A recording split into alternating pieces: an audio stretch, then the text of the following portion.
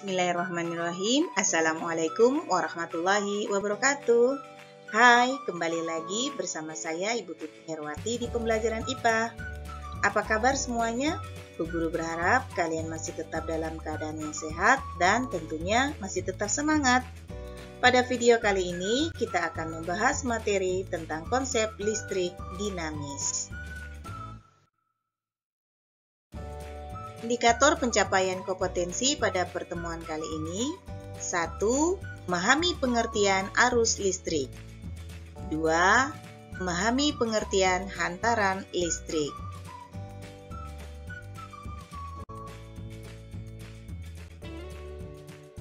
Konsep listrik dinamis.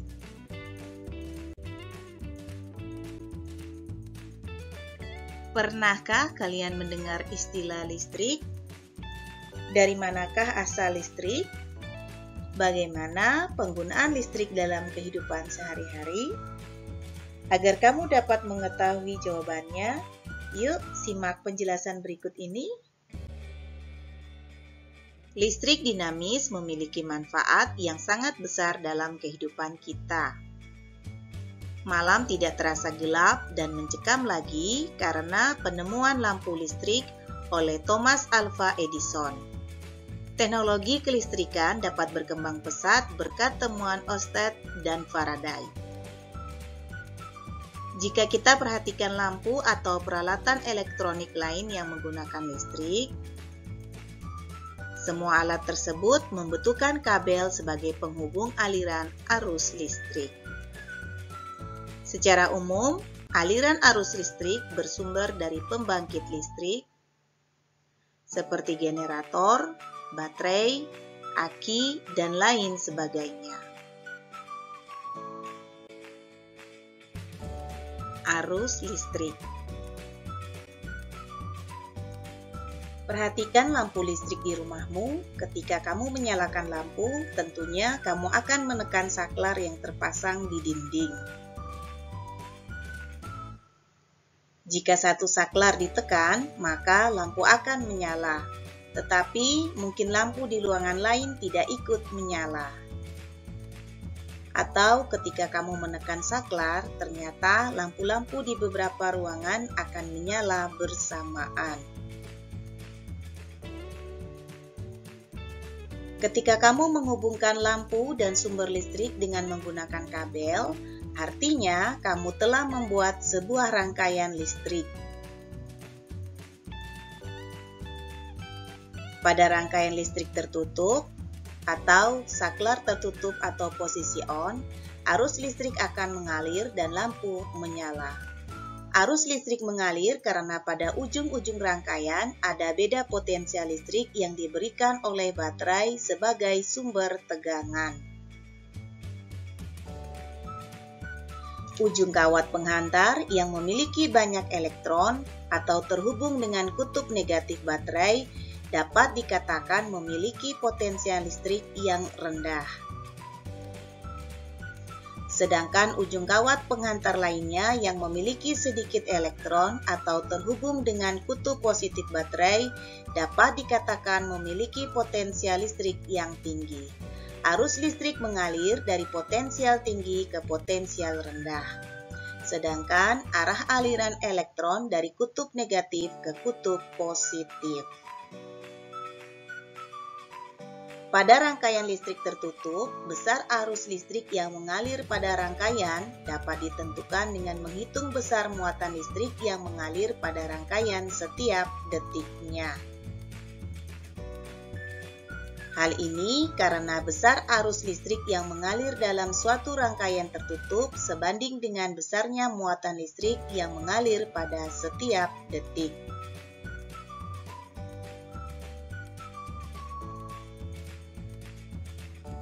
Secara matematis dapat ditulis dengan rumus I sama dengan Q per T, dengan I sama dengan arus listrik satuannya ampere, Q sama dengan muatan listrik satuannya coulomb, dan T waktu satuannya second.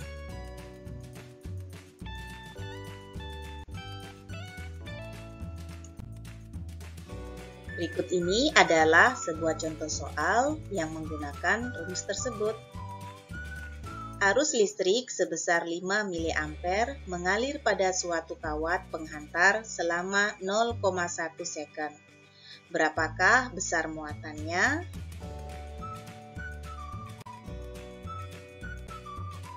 Penyelesaiannya kita tulis dulu. Diketahui I sama dengan 5 mA, kita rubah ke satuan ampere menjadi 0,005 ampere. T sama dengan 0,1 second. Kemudian yang ditanyakan adalah Q-nya. Kemudian kita jawab. Terlebih dahulu kita tulis dulu rumusnya. I sama dengan Q per T. Q sama dengan I kali T. I 0,005 ampere dikali T 0,1 second. Hasilnya adalah 0,0005 kolom, atau kalau kita buat dalam bilang berpangkat menjadi 5 kali 10 pangkat min 4 kolom. Jadi besar muatan yang berpindah pada suatu kawat penghantar adalah 5 kali 10 pangkat min 4 kolom. Apa yang menyebabkan arus listrik dapat mengalir? Untuk dapat menjawabnya, kita lanjutkan dengan pembahasan selanjutnya. Arus listrik dapat diibaratkan sebagai aliran air yang mengalir dari tempat yang tinggi ke tempat yang rendah. Begitupun dalam rangkaian listrik. Arus listrik mengalir karena ada perbedaan potensial atau beda potensial. Arus listrik dalam suatu penghantar mengalir dari potensial tinggi ke potensial rendah atau dari kutub positif menuju ke kutub negatif. Namun, arah aliran arus listrik ini berlawanan dengan prinsip aliran elektron pada suatu penghantar. Jadi, perbedaannya adalah arah aliran arus listrik dari potensial tinggi ke potensial rendah, sedangkan arah aliran elektron dari potensial rendah ke potensial tinggi.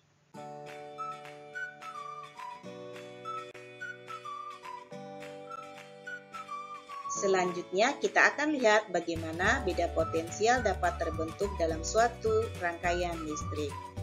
Beda potensial listrik atau disebut tegangan adalah perbedaan jumlah elektron yang berada pada suatu arus listrik.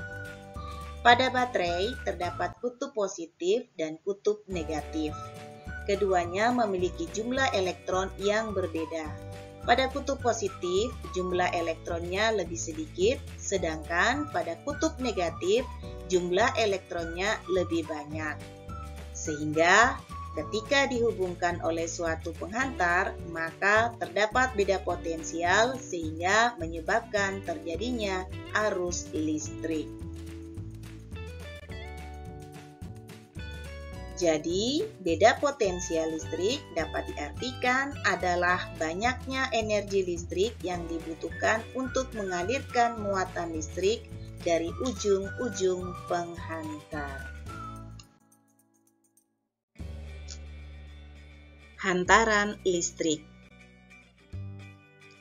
Sering kita mendengar bahwa listrik dapat mengalir pada kabel. Pernyataan bahwa listrik mengalir sebenarnya berkaitan dengan muatan yang berpindah. Sebab perpindahan elektron pada bahan akan menghasilkan arus listrik yang arahnya berlawanan dengan arah perpindahan elektron tersebut. Sering kita melihat orang menggunakan kabel untuk menghantarkan listrik dari suatu ujung kabel ke ujung lainnya.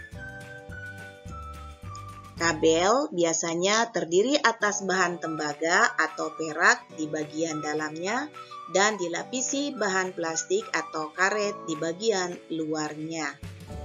Hal ini berkaitan dengan kemampuan bahan untuk menghantarkan listrik. Setiap bahan memiliki daya hantar listrik yang berbeda-beda. Tembaga dan perak merupakan bahan yang paling baik untuk menghantarkan listrik, sedangkan plastik dan karet merupakan bahan yang tidak dapat menghantarkan listrik.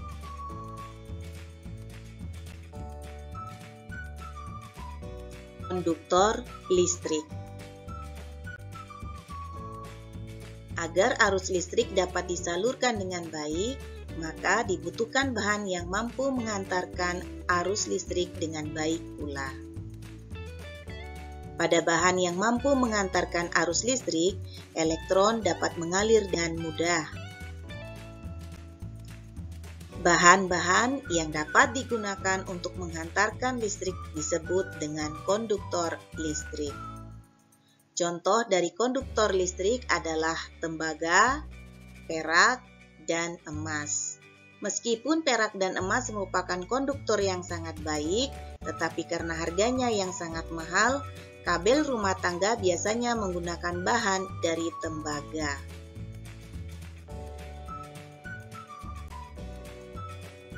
Isolator listrik. Pemberian plastik atau karet sebagai pelapis kabel bertujuan agar kabel lebih aman digunakan. Sifat plastik dan karet tidak dapat menghantarkan arus listrik, sehingga kedua bahan tersebut masuk ke dalam kelompok bahan isolator.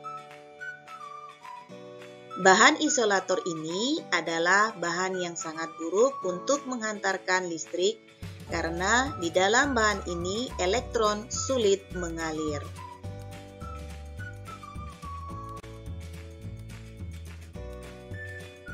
Semikonduktor listrik. Bahan semikonduktor listrik adalah bahan-bahan yang jika berada pada suhu rendah bersifat sebagai isolator, sementara pada suhu tinggi bersifat sebagai konduktor. Contoh bahan semikonduktor listrik adalah karbon, silikon, dan germanium. Pada bidang elektronika, bahan semikonduktor digunakan untuk membuat transistor yang kemudian dirangkai menjadi integrated circuit.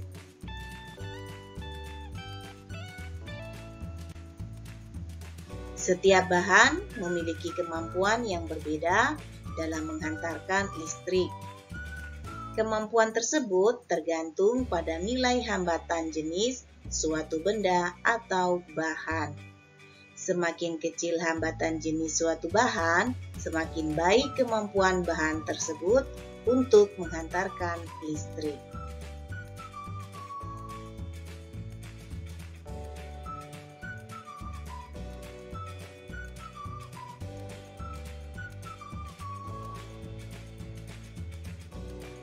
Besar hambatan setiap jenis kawat yang panjangnya satu satuan panjang per satu satuan luas penampang disebut hambatan jenis.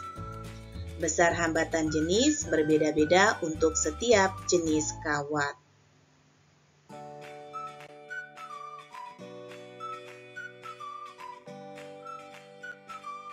Secara matematis dapat ditulis R sama dengan Rho kali L per A, dengan R sama dengan hambatan kawat satuannya ohm, Rho sama dengan hambatan jenis kawat satuannya ohm meter, L sama dengan panjang kawat satuannya meter, dan A sama dengan luas penampang kawat satuannya meter persegi.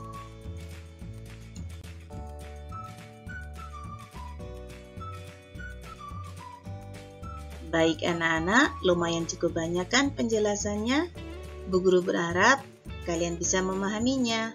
Ibu Guru akhiri pembelajaran ini. Assalamualaikum warahmatullahi wabarakatuh.